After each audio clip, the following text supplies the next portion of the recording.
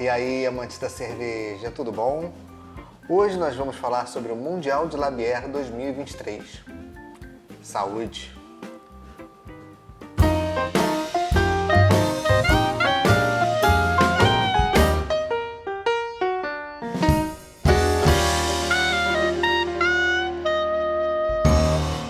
Bom, eu tenho feito as gravações, tenho recebido feedback de vocês a respeito dos episódios que eu tenho lançado. Eu tenho recebido feedbacks positivos, feedbacks negativos, mas todo feedback é válido, porque só assim eu consigo usar como termômetro para saber como eu vou conduzir o canal daqui para frente. Em relação aos nossos vídeos diários, não se preocupem, a partir da próxima segunda-feira, dia 16 de outubro, nós vamos estar com eles de volta.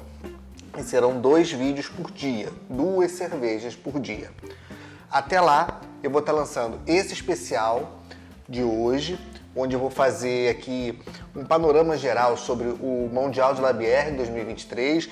Estou trazendo aqui alguns rótulos que eu indico para o festival, embora alguns eu não tenha provado. São promessas que estão florescendo nessa edição de festival. Outros rótulos não são novidade, mas são rótulos que são interessantes e que vale a pena se experimentar se ainda não tiver oportunidade. E o legal do Mundial de Labière é justamente isso, ele é uma grande janela. É uma forma de se experimentar cervejas diferentes, conhecer novas cervejarias, novos rótulos, novas propostas, novas tendências, entender um pouco como é que o mercado está se comportando, como é que o mercado está funcionando, se a gente está numa boa fase, numa fase ruim, se as cervejas estão vindo realmente de uma forma mais revolucionária, se elas estão vindo mais tradicionais. O Mundial, ele justamente por sua diversidade, sua pluralidade, ele é um bom indicativo de como está se comportando o mercado cervejeiro no Brasil. E eu vou estar lá no dia 14, no sábado, e vou fazer uma live da mesma forma como eu fiz no ano passado. Essa live será às 8 horas da noite, às 20 horas. Provavelmente vai ser uma coisa curta, eu vou fazer uma live rápida falando, dando um panorama de como é que está o festival, do que eu achei positivo, do que eu achei negativo, pontos que podem melhorar, pontos que devem ser mantidos.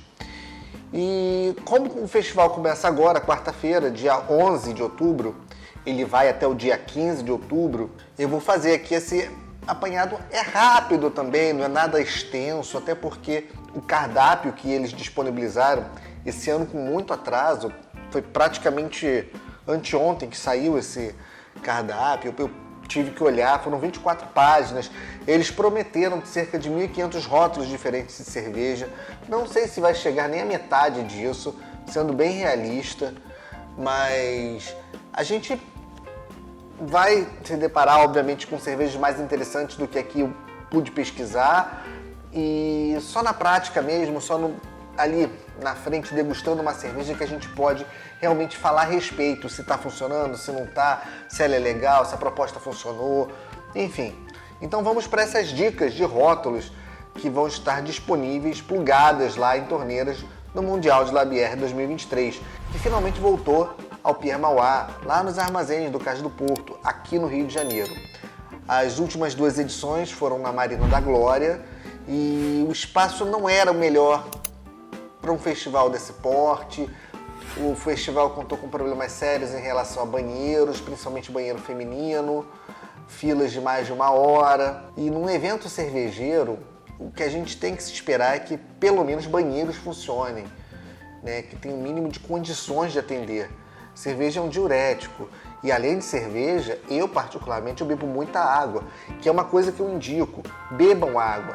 A cada dose de cerveja, bebam um copo d'água. Vale a pena para se hidratar, tá um clima quente e conforme a gente vai bebendo água, a gente vai ao banheiro mais vezes, a gente elimina o excesso de álcool no corpo, a gente dilui esse álcool e a gente vai ter uma experiência cervejeira muito mais satisfatória.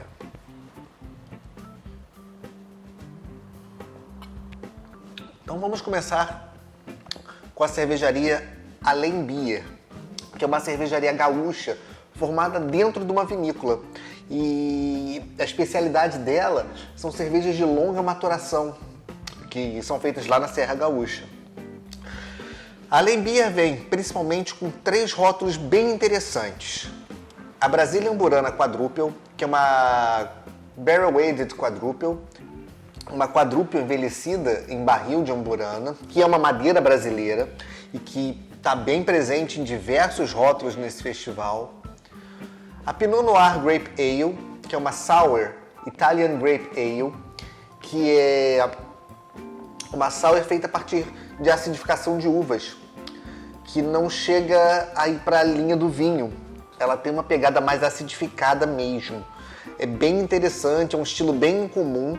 E o fato da Alembier ter nascido numa vinícola já é um ponto positivo, porque eles entendem de uvas. Então eu acredito que seja uma experiência que vale muito a pena a gente prestar atenção no evento. E o outro rótulo é uma colaborativa com a Salvador Brewing, La Cave, que é uma Specialty Saison.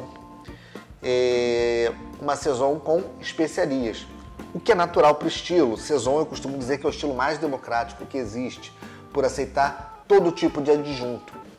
Então esses 3 rótulos prometem muito na Alembier. Em seguida nós vamos para a cervejaria Alpendorf, a Imperial Gose Caramelo Salgado, que é uma gose contemporânea. O que é uma gose contemporânea? É uma cerveja do estilo gose, que são cervejas salgadas, mas que tem um toque já com um olhar mais moderno, mais inovador. No caso aqui, provavelmente, essa pegada mais sobremesa do caramelo salgado. Vamos em seguida para a cervejaria Alter, lá da região serrana do Rio de Janeiro. E 2 rótulos deles me chamaram a atenção. A Mustang Horse, uma IPA de baixa caloria, ou seja, até a galera que está cuidando do corpo, está buscando um estilo de vida mais saudável, que é uma pegada mais fitness, tem opção de cervejas de baixa caloria lá, sem precisar cair naquele lugar comum das ultras, né? Da Amstel Ultra, enfim, ela é uma IPA, ou seja, uma cerveja que tem sabor. E a Paint Horse, uma New England IPA com lúpulos 100% brasileiros, que eu acredito que seja da própria fazenda da Alter. Lembrando que eles produzem lúpulos na região serrana do Rio. Então, além dos demais rótulos tradicionais da Alter, esses 2 rótulos me chamaram muito a atenção e prometem ser cervejas bem interessantes.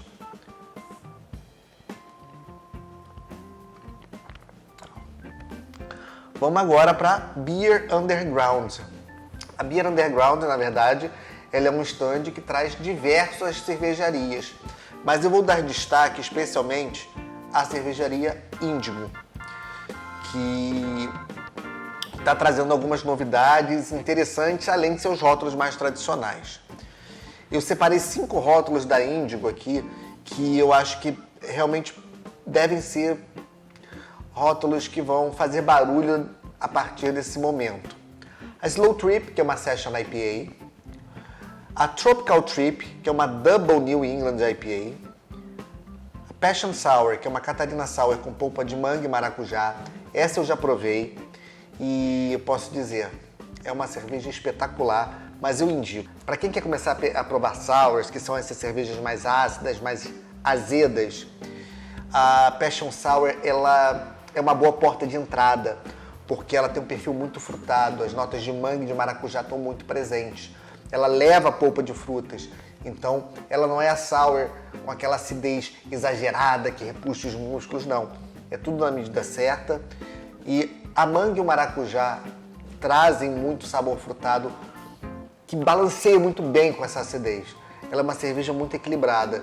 Eu acho uma boa forma de conhecer e entrar no universo das sours com uma cerveja como a Passion Sour.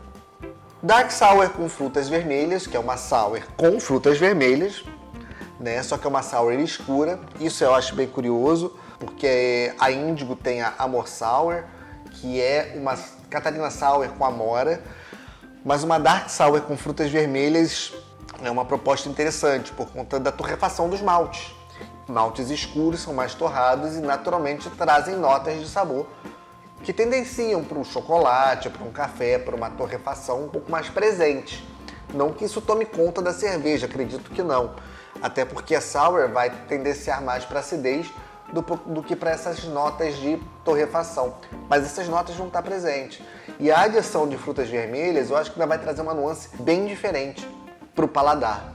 E, por último, a Tangerine Sour, uma Catarina Sour com polpa de tangerina. Como vocês podem ver, nos últimos 3 rótulos eu falei de sours, mas é porque o Fábio, mestre cervejeiro da Índigo, é o cara que eu conheço que melhor produz sours. É impressionante, toda sour que ele produz é espetacular. Eu não conheço ninguém que faça sours como o Fábio faz. Por isso eu selecionei a Índigo aqui, dando uma atenção especial para essas sours, porque ele é o cara. Prestem atenção nele, porque ele é um cara que realmente produz as melhores sours feitas, pelo menos no Rio de Janeiro. Não conheço outro que se equipare, que chegue aos pés dele. Vamos então para a Black Princess, cervejaria do Grupo Petrópolis. E além de todo o seu cardápio tradicional, eles estão com uma novidade. Uma cerveja que eu não vi até então e que eu achei interessante. A Black Princess Pumpkin, que é uma Pumpkin Ale, que é um estilo até incomum no Brasil. Pumpkin Ale são cervejas feitas com abóbora.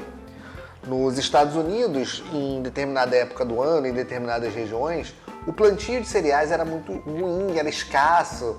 Então eles substituíam os açúcares da cerveja, parte desses açúcares que deveriam ser provenientes dos maltes, eles substituíram por abóbora e criou-se o estilo Pumpkin Ale, que é um estilo bem interessante. E como a gente está em outubro também, por que não trazer uma Pumpkin Ale para celebrar inclusive o Halloween no final do mês? A Boêmia merece uma menção especial. Eu nem coloquei ela aqui, mas como eu estou na letra B, ela merece sim uma atenção especial. A Boêmia está vindo com seus rótulos mais tradicionais, mais clássicos, mas resgatando também alguns rótulos que estão fora de catálogo. Ela está vindo com a Boêmia Confraria, a sua classe, as 3 clássicas cervejas que ela lançou na época do boom das cervejas artesanais, lá por volta de 2014, 2015, que são Jabutipa, uma IPA com jabuticaba, Caiari, que é uma lager com erva mate, e a Bela Rosa, uma Witbier com pimenta rosa. Fora dos outros rótulos, né? A 14 Vais, todos os rótulos que hoje em dia não estão mais em catálogo pela Boêmia, mas eles estão trazendo em versão de chopp para apresentar no festival. E eu acho isso muito legal, até para quem não conheceu esse momento das cervejas artesanais, esse momento do boom.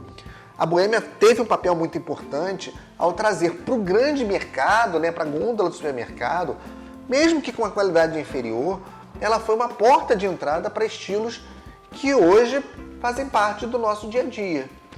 Então eu acho legal esse resgate que a Boêmia está fazendo com esses rótulos que normalmente não estão mais no catálogo dela, pelo menos não no grande catálogo, não chega mais ao consumidor final, mas que em eventos como esse podem voltar a beber dessas cervejas e quem ainda não teve oportunidade, pela primeira vez, vai poder experimentar.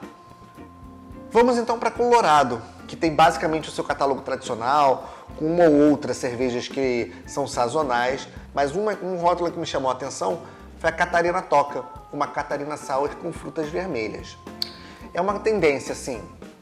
Muita gente torce o nariz para as sours, mas é uma tendência do mercado.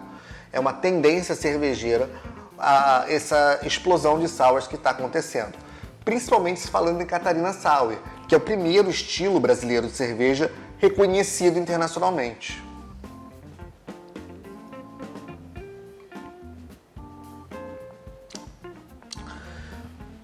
Vamos agora então para a Criatura Craft Beer. Eu separei 4 rótulos da Criatura. O primeiro deles, Reserva do Criador 2023. Uma Imperial Stout com semente de amburana.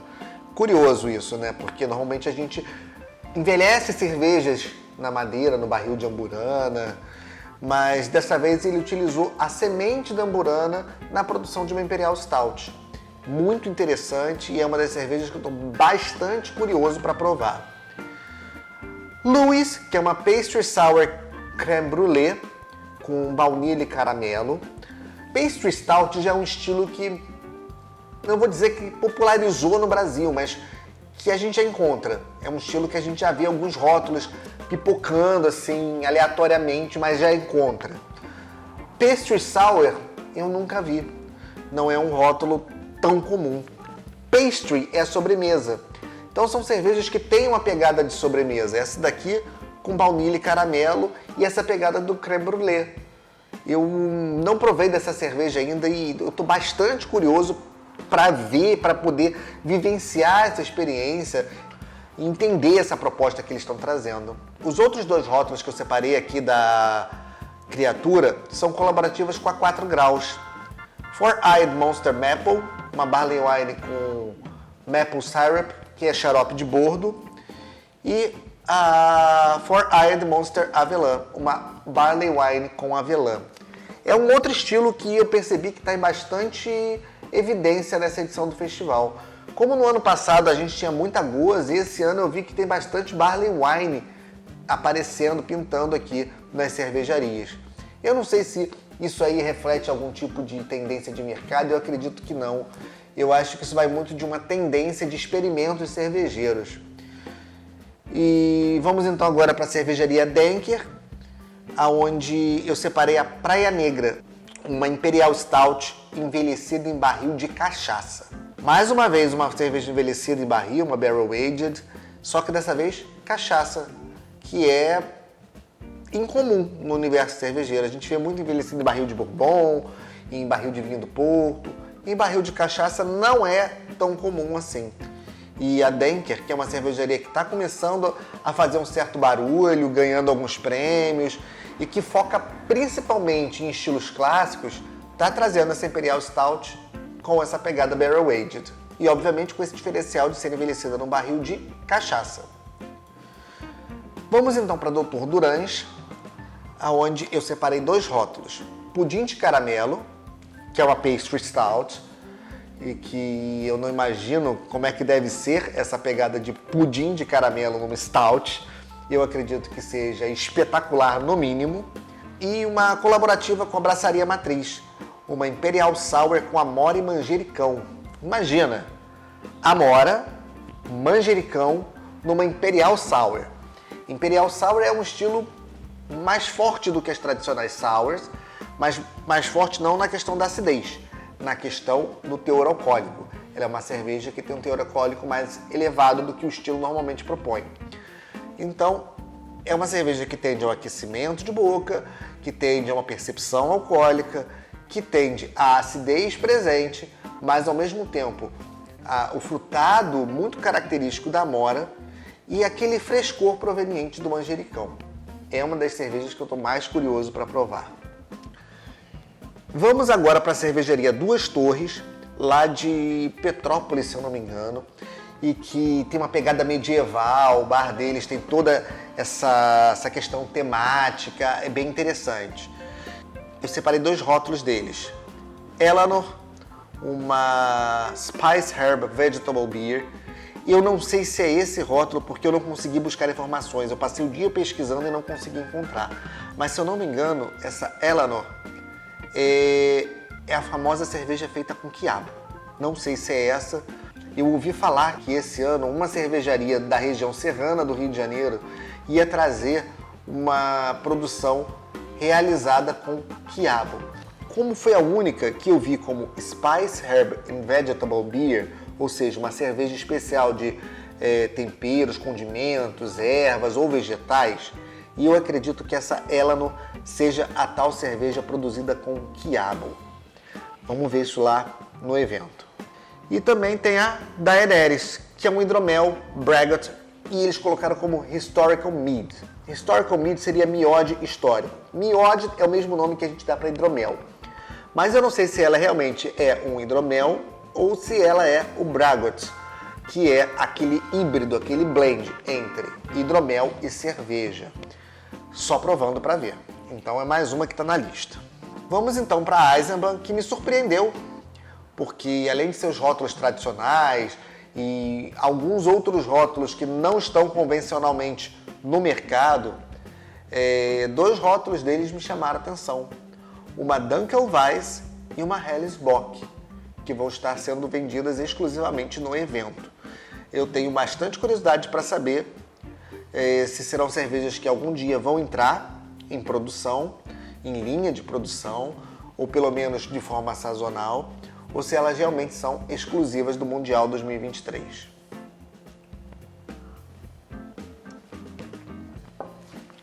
Uma das minhas cervejarias favoritas e que eu sempre fico fascinado no Mundial é a Goose Island, que apesar de ser uma filial da Goose Island lá de Chicago, é a Goose Island Brewhouse lá de São Paulo.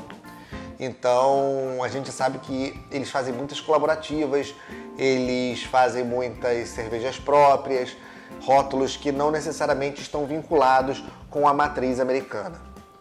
Então eu separei 3 que me deixaram bastante curioso no cardápio desse ano. Uma colaborativa com a Undertap, Goose and Mermaids, uma stout com amendoim.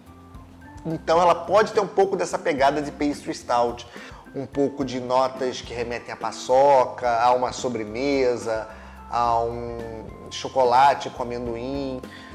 Não sei se é essa pegada, mas acredito que caminhe por essa linha. Outra que me chamou a atenção foi a Lucianator, uma Doppelbock Barrel Aged. Mais uma vez, uma cerveja envelhecida em madeira. E dessa vez uma Doppelbock, que não é um estilo tão comum a gente ver sendo produzido aqui no Brasil, apesar de eventualmente uma ou outra cervejarias produzirem a sua própria Doppelbock. E essa aqui, eu espero que no sábado ainda tenha dela. Eu vou ficar muito triste se já tiver esgotado.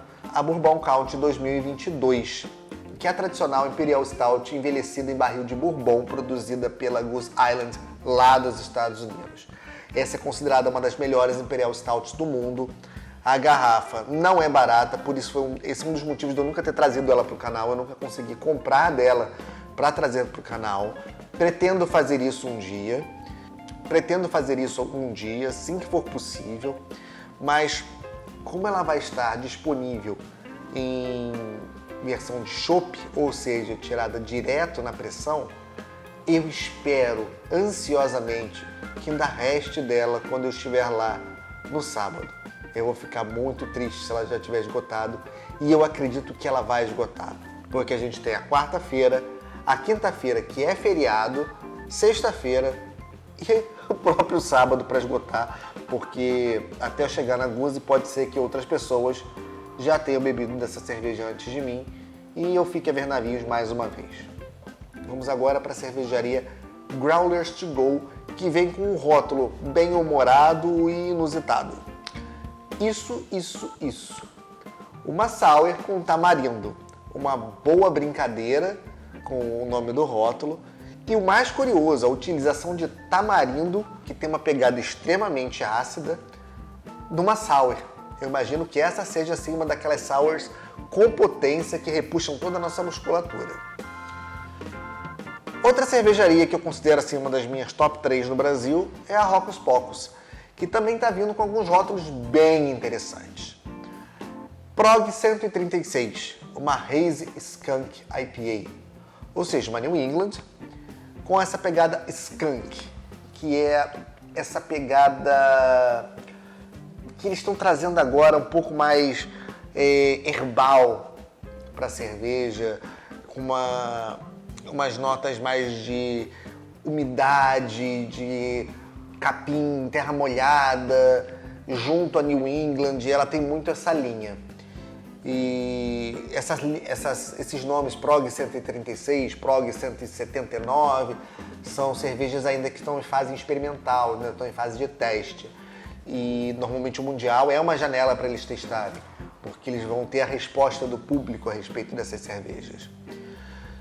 Prog 137, Sour. Não tem mais nenhuma informação além disso. Que tipo de Sour é, se é uma Catarina Sour, se é uma Berliner Weiss, se é uma Gose, só tá Sour. Então, na curiosidade, a gente prova. O lançamento da Time Travel 2, que é mais uma Bourbon Barrel Aged Stout. Dessa vez, obviamente, barris que guardaram Bourbon. Ela é envelhecida em barris que outrora armazenaram Bourbon. Cream Caramel Barley Wine, mais uma Barley Wine, dessa vez com caramelo. Eu acho que é uma pegada que deve ser bem interessante. A Barley Wine tem essa pegada um pouco mais sofisticada, mais elegante, potente, intensa. E eu acho que esse toque de caramelo pode balancear um pouco essa intensidade que o estilo costuma trazer. Honey Alchemist, que eles colocaram apenas como miode, que é hidromel. Eu acredito que seja somente um hidromel mesmo, estou bastante curioso para provar. E por último, mas não menos importante, uma colaborativa com a Frauenfeld, cujo nome é Collab Frauenfeld, que é uma Schwarzbier.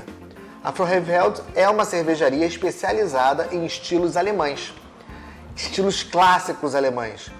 E aqui, obviamente, não seria diferente, mesmo sendo uma colaborativa com a Rocks Pocos, trazendo uma Schwarzbier, a tradicional lager escura alemã.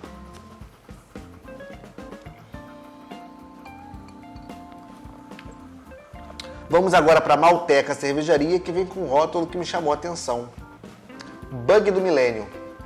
Uma Brett Russian Imperial Stout envelhecida em carvalho americano. Daquelas cervejas complexas, essa se propõe a ser isso. Brett é o apelido que a gente dá, um diminutivo para Brettanomyces, que são leveduras selvagens que costumam trazer um perfil rural, um perfil ácido, um perfil de paladar que remete a couro, para cerveja. E agora você imagina uma Russian Imperial Stout com teor alcoólico elevado, todas aquelas notas intensas, né, de torrefação, que pode remeter ao café, um chocolate, ou até uma certa caramelização. Imagina isso junto com a Brettanomyces, que vai trazer acidez e mais ainda envelhecida em carvalho americano. Mais uma cerveja envelhecida em madeira, mais uma cerveja que está buscando paladares alternativos que fogem justamente desse lugar comum que a gente está acostumado no dia a dia. A Noi também, cervejaria de Niterói, está com pelo menos 2 rótulos interessantes. Eles estão com outros rótulos além desses, praticamente o catálogo inteiro deles está lá, mas 2 me chamaram a atenção. Good October Sour, que é uma goze que leva coentro, coco, cascas de frutas cítricas e o lúpulo japonês Sorachi Ace. Essa promete ser uma das cervejas mais interessantes da Noi, pela complexidade que ela propõe, uma cervejaria que já tem um certo know-how, uma certa tradição. A Noi é uma cervejaria que não nasceu cervejaria, é uma família que tem uma tradição no ramo gastronômico, de restaurantes, até a fundação da cervejaria, e que é uma cervejaria que é bem comum aqui no Rio de Janeiro. Ela não é considerada das mais incríveis cervejarias artesanais, mas ela oferece produtos de qualidade e ela entrega o que ela propõe na maioria dos seus rótulos. Então, quando ela vem com uma cerveja assim, com uma proposta totalmente inusitada, o mínimo que a gente pode esperar é que é uma cerveja de qualidade. Então, uma goze que, com todas essas informações, deve ser, no mínimo, uma cerveja com identidade, uma cerveja com personalidade. O outro rótulo é Passione, uma Flanders Old Bruin, um clássico estilo belga que a gente raramente vê sendo produzido aqui no Brasil, também vindo por uma cervejaria um pouco mais tradicional. Vamos para outra carioca, a Oz Beer, uma cervejaria formada por mulheres com essa pegada bem feminina, mostrando todo o potencial que as mulheres têm no ramo cervejeiro, a importância e, acima de tudo, com rótulos que homenageiam mulheres fortes, mulheres que tiveram uma grande importância histórica. Dessa vez, a West Coast IPA vem com o nome de Cássia. Não precisa nem falar mais a respeito, né? Uma homenagem à nossa maravilhosa Cássia Eller. Vamos agora a uma das minhas queridinhas, a Sundog, que está lançando 2 rótulos agora no Mundial.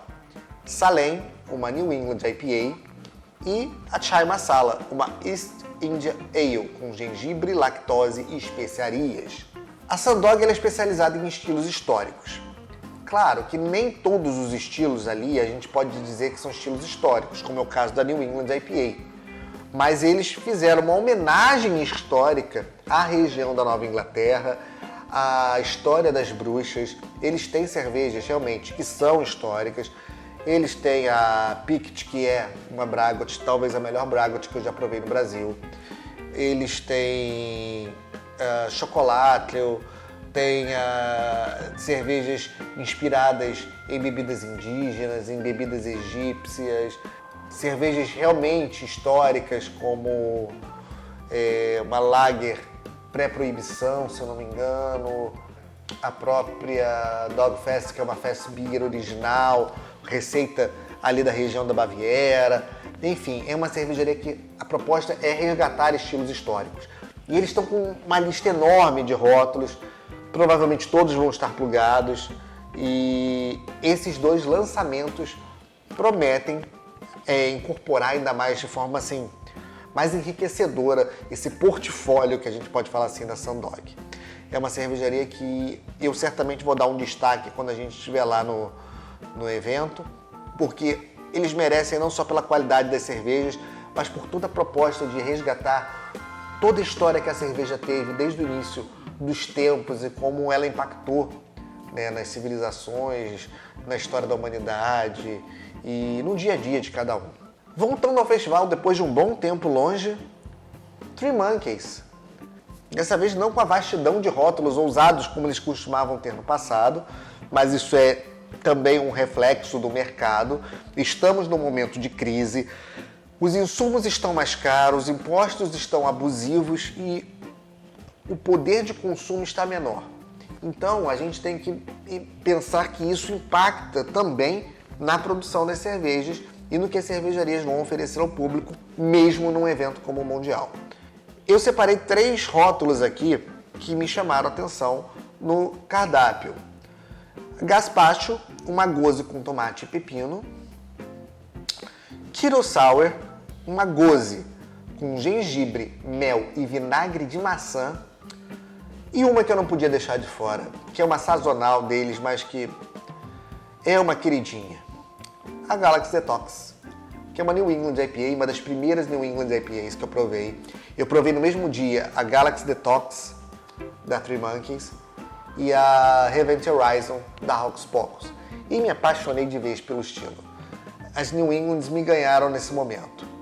Então são 2 cervejas que eu trago no coração, e eu não podia deixar de falar da Galaxy Detox, porque é uma cerveja sazonal e que eu acho que merece atenção. Quem ainda não teve a oportunidade de provar, prove. É uma New England como poucas. Super tradicional, super frutada, enfim. É daquelas cervejas que a gente guarda com muito afeto na memória e no coração. Vamos chegando ao fim, né?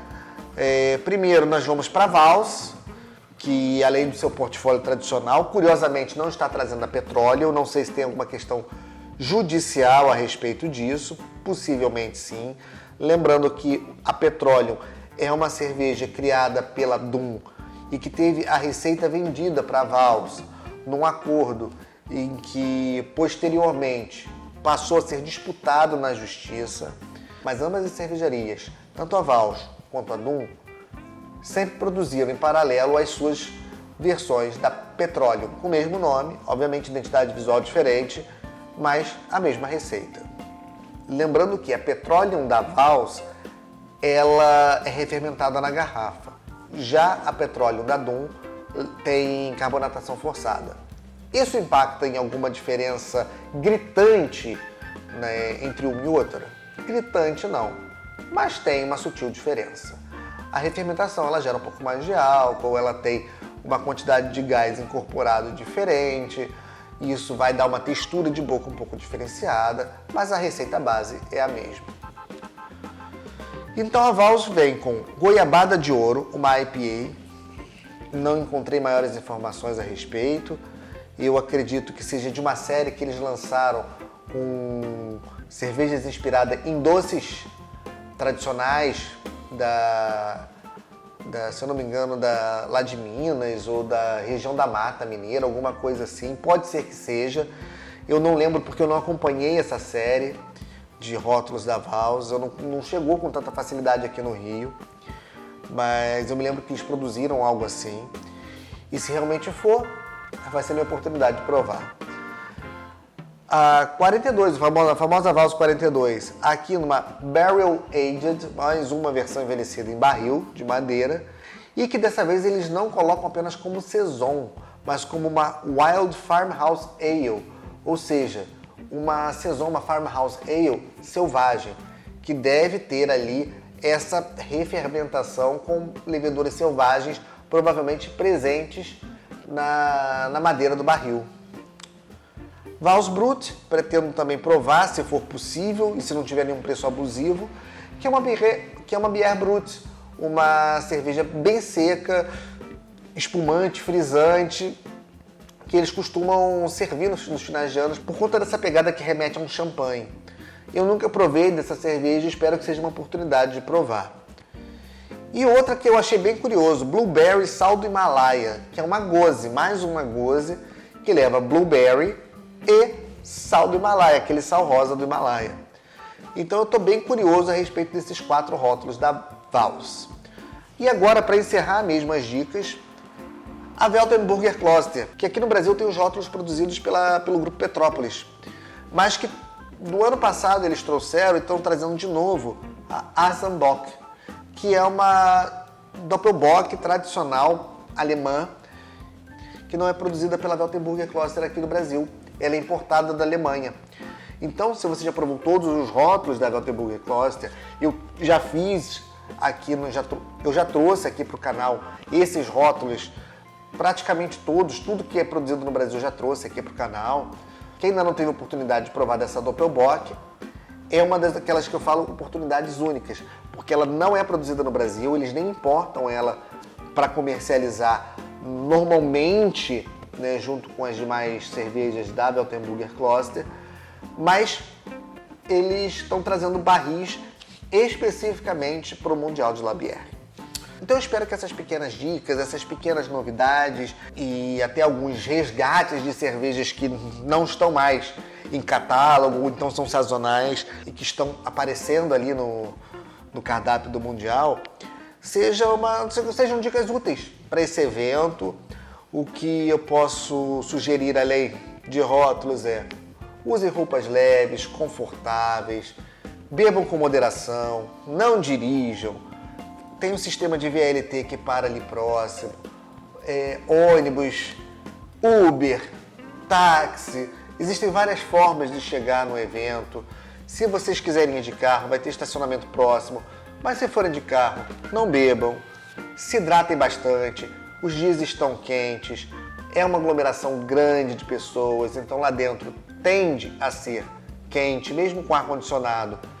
Não vai dar vazão. Bebam muita água, hidratem-se. Lembre que o evento é para curtir, é para se divertir, é para a gente aproveitar. É um evento para que a gente possa celebrar essa bebida que a gente tanto ama. Portanto, vamos fazer isso com consciência e aproveitar ao máximo o que esse evento pode nos oferecer, que são cervejas espetaculares. A gente se vê no sábado.